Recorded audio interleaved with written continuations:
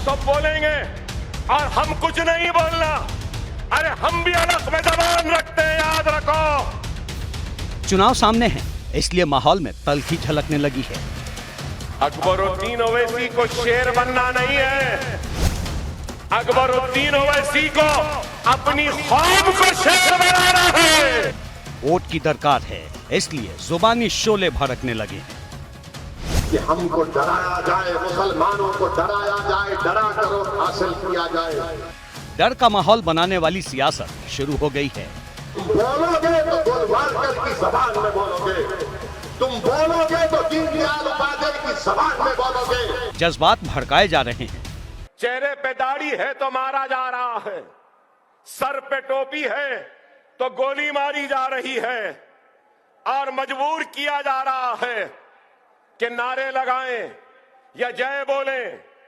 लोचा जा रहा है, अजान को रोका जा रहा है, हिजाब पे पाबंदी आयद की जा रही है, बीफ के नाम पे मारा जा रहा है। 5 राज्यों में चुनाव है, तेलंगाना भी इन राज्यों में शुमार है।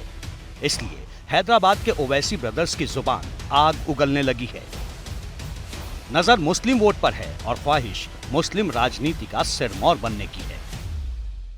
इसलिए ओवैसी ब्रदर्स की जुबान आउट ऑफ कंट्रोल हो चुकी है। सुलगते अल्फाजों की आंच पर इमोशंस की आग सुलगाई जा रही है।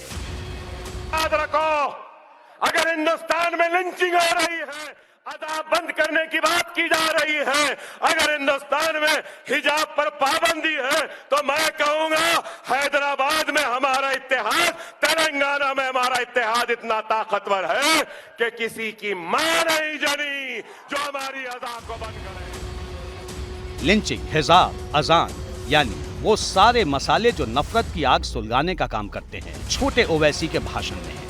ये जहरीला भाषण देने के बाद भी अकबरुद्दीन कहते हैं कि वो नफरत नहीं फैलाना चाहते। मैं नहीं चाहता कि हिंदुस्तान में नफरत की बुनियाद पर जो सियासत कर रहे हैं और जो मुल्क को नफरत के जरिए तकसीम कर रहे हैं, हिंदू और मुसलमान को लड़ा रहे हैं, जो बाजारों में मुसलमानों की लिंचिंग कर रहे हैं। जुबान जहर उगल रही है, पर दावा है कि हम नफरत के खिलाफ सियासी जंग लड़ रहे हैं। अकबरुद्दीन ओवैसी विधायक हैं, वो पहले भी हेट स्पीच को लेकर विवादों में रहे हैं। अकबरुद्दीन जैसे नेताओं की हेट स्पीच को लेकर लोकतांत्रिक सुधारों में जुटी एजेंसी एडीआर ने अहम खुलासा किया है। एडीआर की रिपोर्ट के मुताबिक कुल 33 सांसदों पर हेट स्पीच के मामले दर्ज हैं, जबकि 74 विधायकों पर हेट स्पीच के मामले हैं। यानी कुल मिलाकर 107 माननीय हेट स्पीच के मामलों में आरोपी हैं। एडीआर की रिपोर्ट बताती है कि 5 सालों में हेट स्पीच के आरोपी 480 उम्मीदवारों ने चुनाव लड़ा।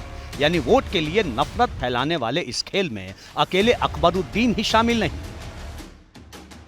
भावनाओं को भड़काकर वोट लेने वाले इस खेल का जिक्र बड़े ओवैसी यानी असदुद्दीन ओवैसी के जिक्र के बगैर अधूरा है। पहले सुनिए हैदराबाद में असदुद्दीन ओवैसी ने क्या कहा। कांग्रेस पर यकीन मत करिए, मैं देख चुका हूं कांग्रेस पूरे हिंदुस्तान में क्या किया।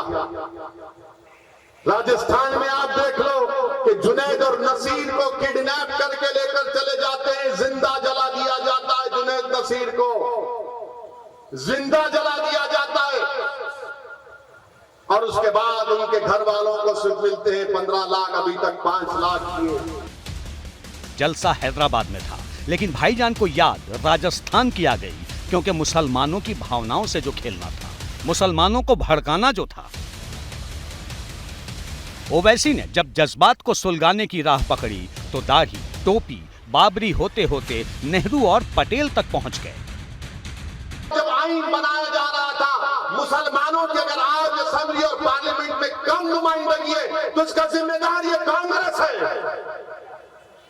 ये कांग्रेस है। मैं बता रहा हूं आपको, आप जब पढ़ेंगे उस कमेटी की रिपोर्ट में पढ़ेंगे कि कैसे डराकर मुसलमानों के तहफुजात को छीन लिया गया, पॉलिटिकल रिप्रेजेंटेशन को। चुनाव के ऐलान से पहले ही ओवैसी ब्रदर्स ने बंटवारे और डर वाली सियासत का शटर खोल दिया है।